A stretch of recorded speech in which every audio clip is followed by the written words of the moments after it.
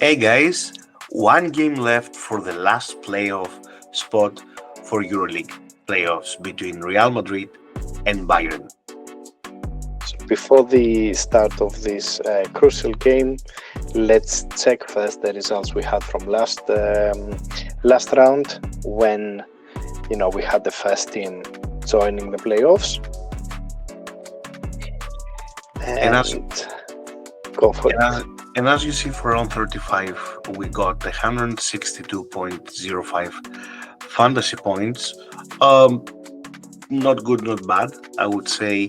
Um, you see some big performances from Petrusev, 32 fantasy points. Booker, 27.5. TJ Shorts, 29.7. Once again, this little magician, in my opinion, he deserves the MVP of the regular season. He did it in Madrid and carried Paris to play versus Fenerbahce for the playoffs. Also, Campazzo, 23 fantasy points. And what a performance from Lucic. You see over there only 11 fantasy points because he's on the bench and we got just 50%. But with 22 fantasy points in a thriller game that went to overtime for Bayern to overcome Crvena Zvezda. It was an amazing game, and what performance from for Lucic. On the other side, you see Hezonia just had 3 fantasy points in total. Again, you see 1.5 because he's on the bench, and Tavares with 7 fantasy points. In my opinion, these were the big 2 disappointments of the round. They didn't contribute where we expected to the team, and that's why we ended up with no more than 162.05 fantasy points. Bill, anything Yeah, to add? no, it's not bad result, but yeah, it could have been better with a different captain and obviously Swords. And I want to add, yeah, Paris, amazing achievement. Swords, I believe also should be the MVP. I would put him slightly ahead versus potentially Nunn and maybe then Vezenkov. But what they've done this year is amazing, and I don't think they will go through the playoffs. But if they manage to go through playoffs into Final Four, I think they are actually a dark horse. So a team you want to avoid on a knock-off game, on a one-off game. But Let, let's see let- what we go for it. because you touched now the Final Four, that I had the thought a couple of days ago. I want to share the story of Paris this year. Reminds, again, not the same players, not the same, just as a story. What I'm saying reminds me a bit the story of Partizan some years ago. With Kevin Pander, Zach Leday. So, as you said, the dark horse. I do expect Paris, if they go to Final Four, they are the dark horse.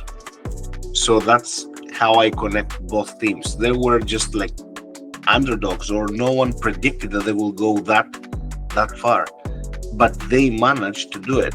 And the way they play the basketball, they play Paris playing an up-tempo basketball, which is very, very nice to watch.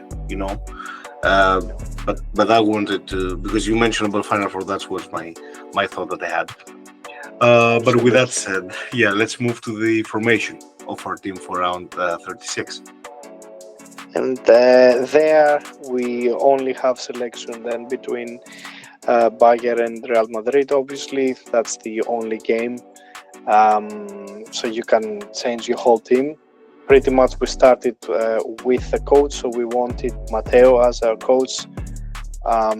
We think Real is the favorite in this game. Again, it's not an easy one, but we wanted to spend more to feel more safe.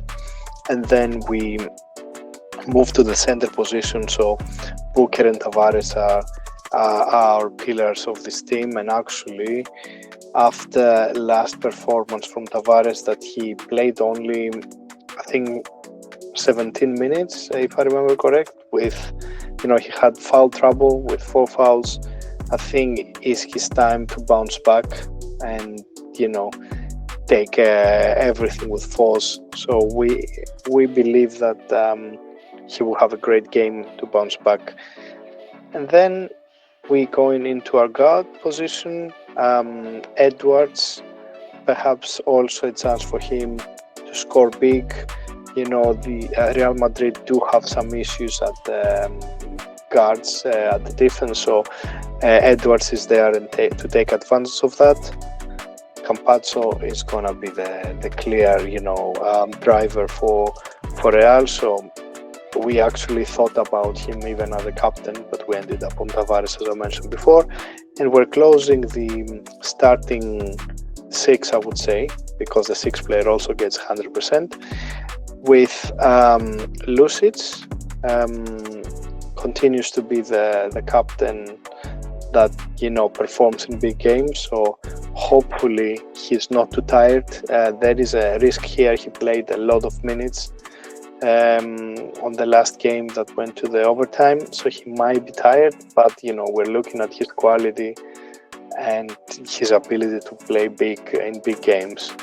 And Hezonja, also we think he needs to bounce back from this mediocre form on the previous game, and he has a great chance now to start with his usual threes. If he gets on a streak, he can keep on going. Finally, we're closing the team with Weilerbab, Napier and Musa from the bench. All of them great players that could potentially give us double digits from the bench, but of course we're talking about 50% of the total fantasy points. And we're closing with a filler Gonzalez. We thought also the possibility of Voigtman and Deck instead of Tavares Gonzalez, because we had enough credits to do that.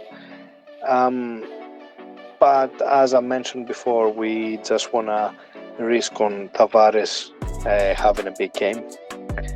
So any more comments from you, Konstantinos? No, I just want to say what you pointed out already, that if Real Madrid wants to advance and win this game, Tavares, Hezonja and Musa, they need to step up their game. They didn't perform at their usual level in the first game versus Paris, but now it's their time to show up and deliver for Real Madrid. For Bayern, what can I say? It's a team, between these two teams, Bayern is a team that played the best basketball so far throughout the season. So that's a big plus for the team. The only concerning factor for Bayern is they played a lot of minutes versus Crvena Zvezda, so, and especially key players played a lot. But we will see. I believe it will be a nice game to watch, and hopefully goes to the last possession to enjoy for us, the fans, of course. Yeah. But this is our team, guys.